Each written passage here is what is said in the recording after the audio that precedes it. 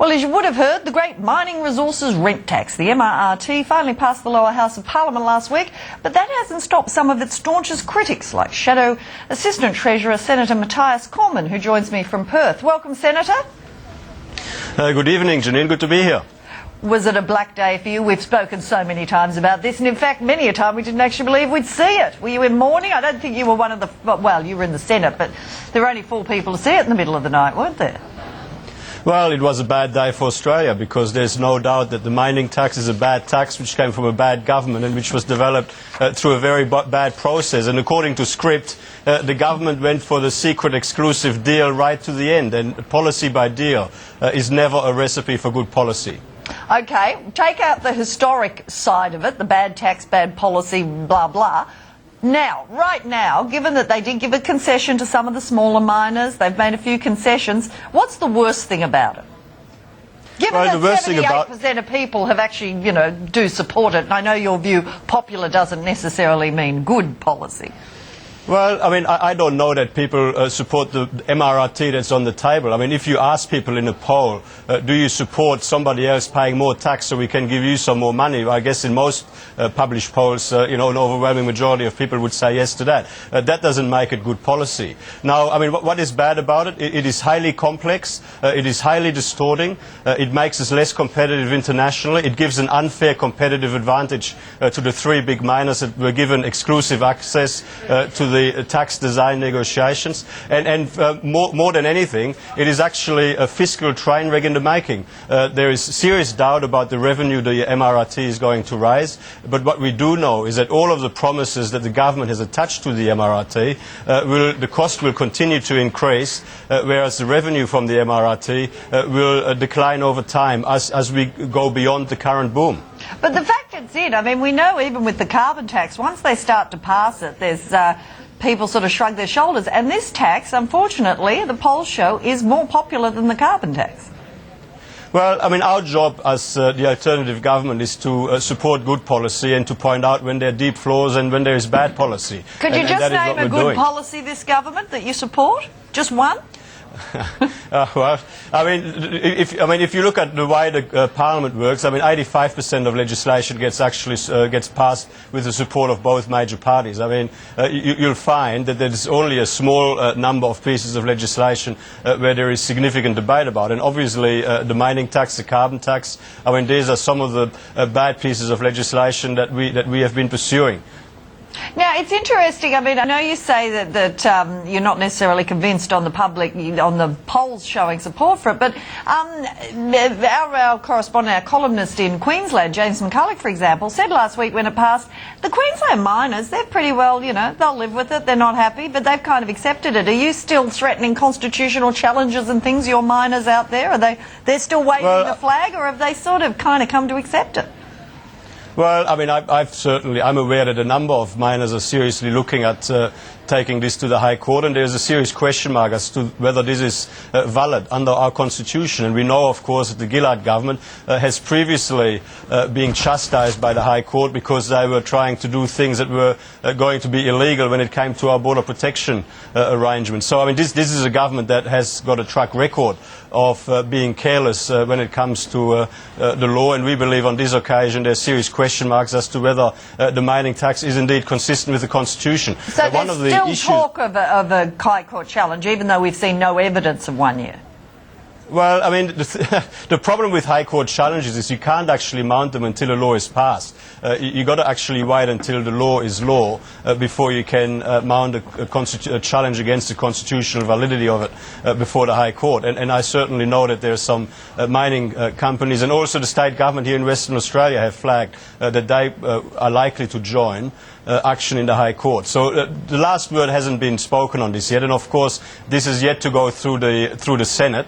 And the Greens, while they supported the passage of the mining tax in the end through the House of Representatives, have reserved their right to come to a different conclusion in the Senate, depending on how the debate goes up there. You talked about the different revenue projections and all the question marks over this. Now, your party's promised to repeal it, but there was a recent decision that you took, the coalition took, that was extremely controversial, and in fact you were involved in the middle of it because it somewhat embarrassed you, and that was this decision that even though you're going to repeal the tax, you were going to keep the increase in the superannuation guarantee levy from 9 to 12%. Now, the question was, for the day before this announcement, you were saying that you weren't going to do it, and then Tony Abbott announced it and didn't even consult, you're the Assistant Shadow Treasurer, didn't even consult the Shadow Finance Minister. I mean, this looked really bad for you. I mean... Well, this is not quite right. I mean, I'm the one that announced it, if you go through the record in the Sunday papers.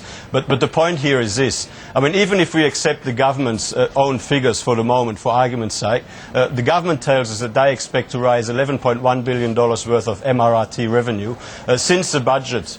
Decisions in Western Australia and New South Wales to increase royalties on iron ore, fines and coal mean that revenue will be $3 billion less over the forward estimates. So that takes us down to $8 billion.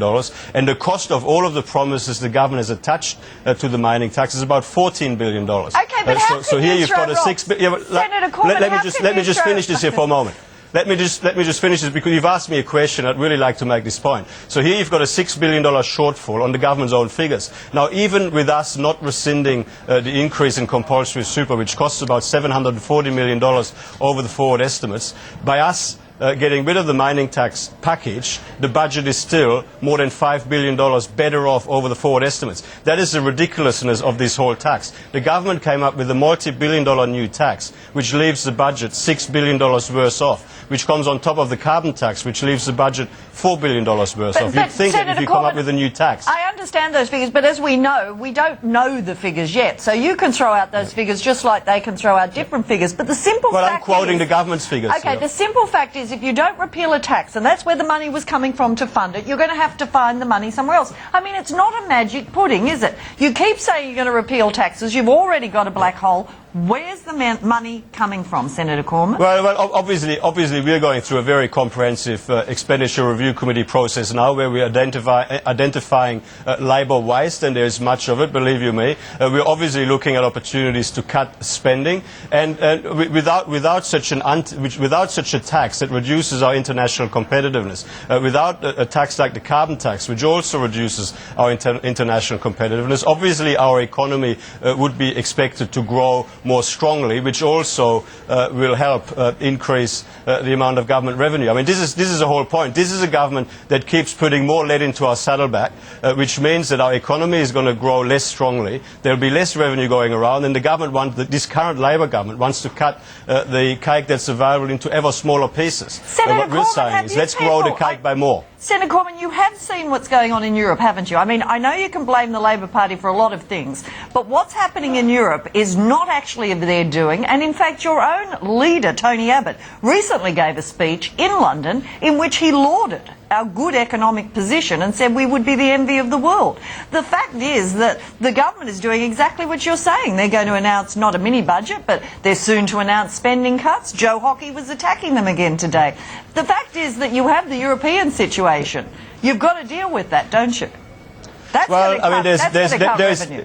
Janine, there's absolutely no doubt that Australia is in a better economic position than most of Europe. And the reason that is because Labor has only had 4 years to stuff up our budget position. I mean, give them another 4 years and, we'll be getting closer and closer to the same position. I mean, we've had 4 successive deficit budgets under this Labor government. Labor has not delivered a surplus budget in Canberra for about 20 years. But they're doing exactly what you're arguing for. They're going to cut spending and do it.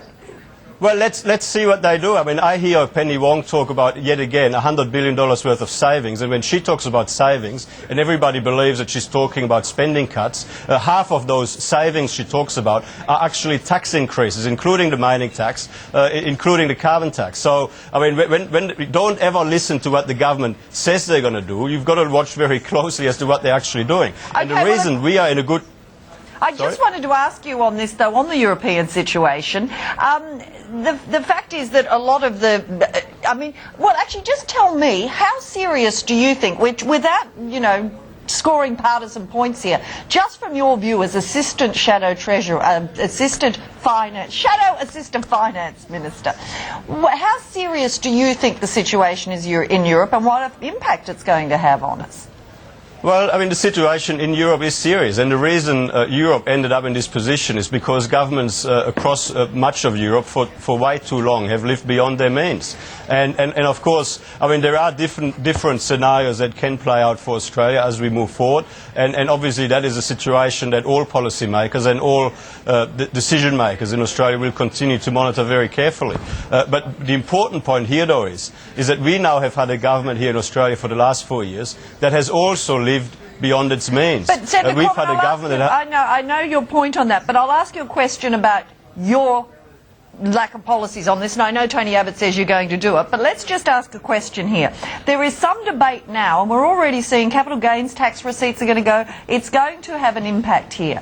Now, there is an argument that says this is the wrong time to be cutting spending. Now, you're calling on the government to, but you're going to do much bigger cuts. What would you do if this slowdown turns into a serious worldwide recession and we're hit? That is not the time to be doing the billions and billions you're going to have to do over and above this government, is it? Well, let's see what the government does when they finally release their mid-year economic and fiscal overview.